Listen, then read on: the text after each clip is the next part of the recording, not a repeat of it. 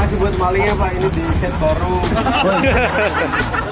Korban pencurian di Surabaya, Jawa Timur mendapatkan kembali sepeda motor yang dicuri oleh pelaku.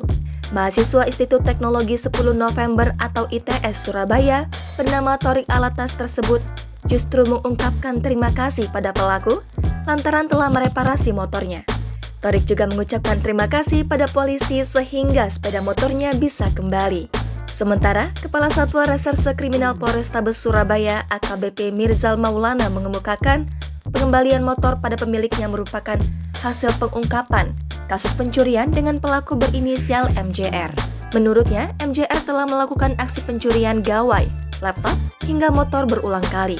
Sasarannya perumahan di dekat kampus ITS serta kampus C Universitas Airlangga. Terima kasih buat malingnya Pak, ini di set baru. Kamu sampaikan sama teman-teman media. Terima kasih. Terima kasih buat RBD telah memperbarui bodi motor saya, telah spion baru sama dicat ulang buat bodinya. Terima kasih.